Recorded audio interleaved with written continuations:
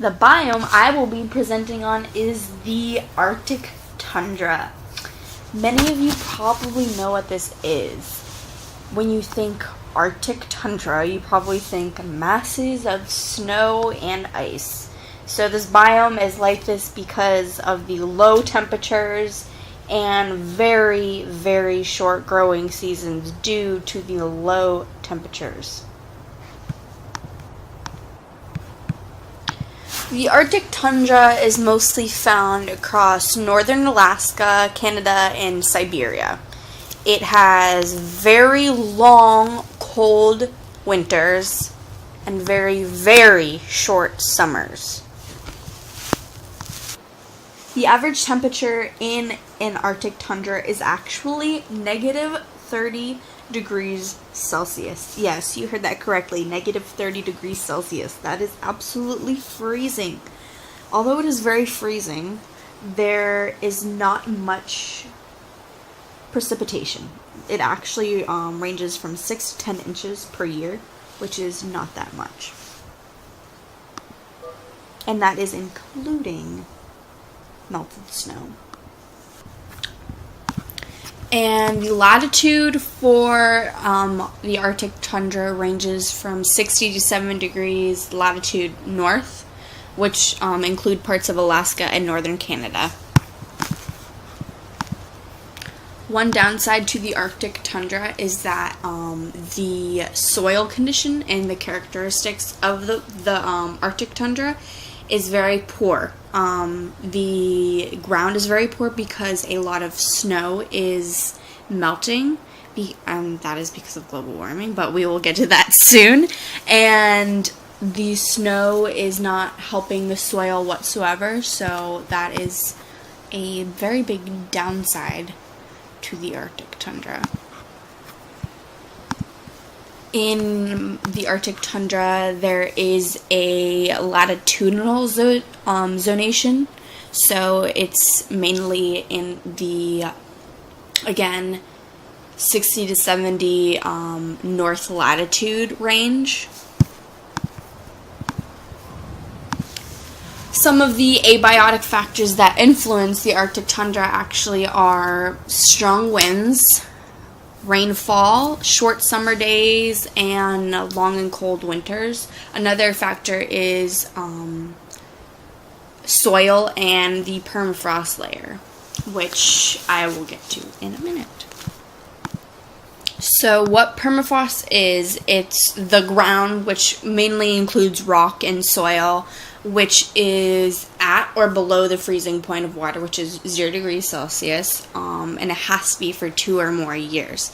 It's mainly located in higher altitudes, like Arctic regions, such as the Arctic tundra. So, the Arctic tundra's main producer are lichens.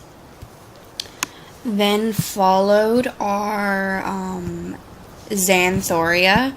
There's the Arctic willow, there's bearberry flowers, there are pasque flowers.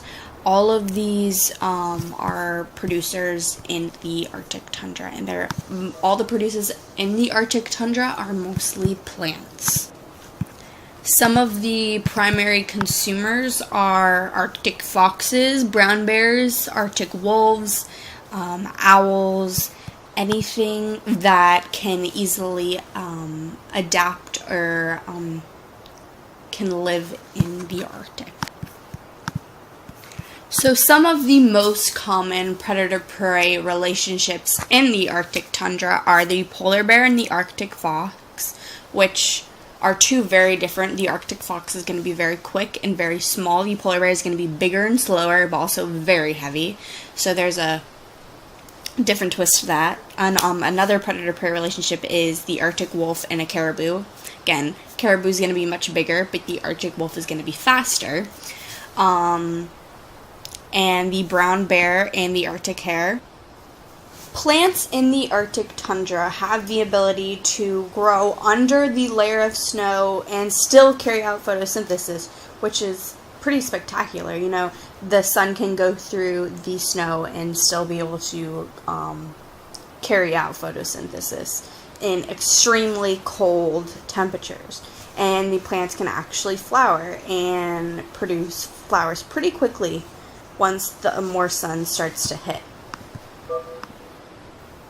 Moving on to animal adaptations. So the two main animal adaptations are migration and hibernation. So the animals that migrate will move to warmer parts of the land when it starts to become very cold and when they cannot withstand the cold. And then they will move back when it's a little warmer, more sunlight.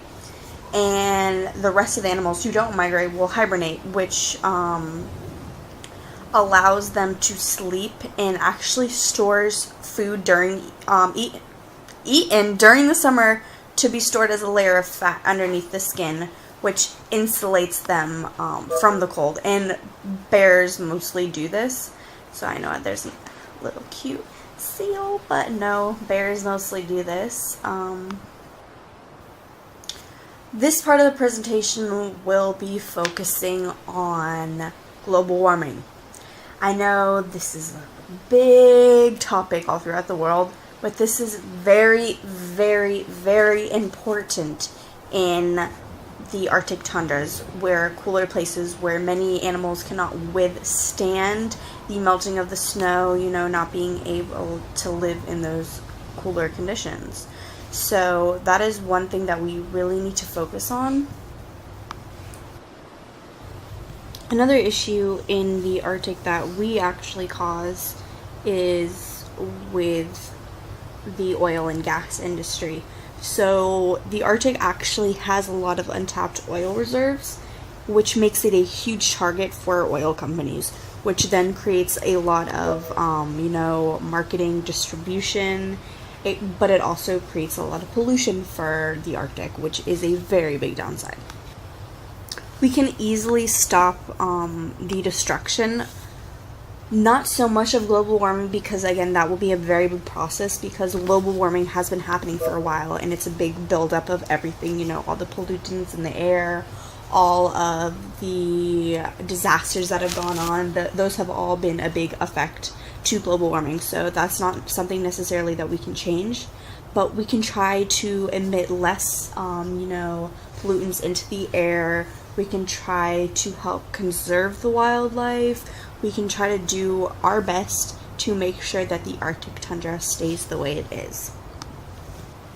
In the Arctic tundra, there's a very big issue with endangered species. The list just grows bigger daily. One of my favorite animals actually is an endangered species, which is very sad. It is a polar bear. A polar bear has a very specialized niche. It is actually a predator of seals.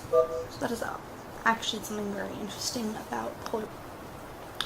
Polar bears were listed as a threatened species in the U.S. under the Endangered Species Act in May of 2008.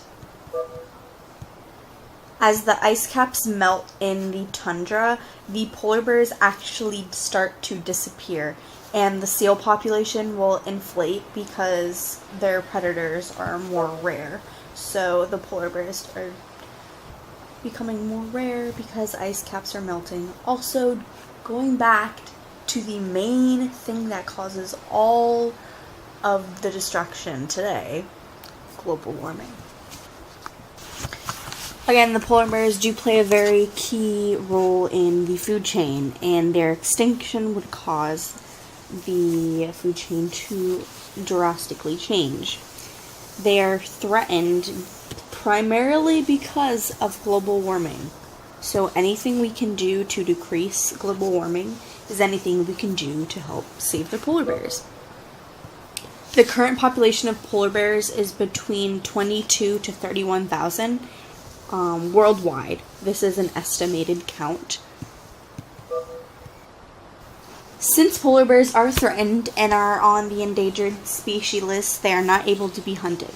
But to help rescue polar bears, we can make a big impact on global warming.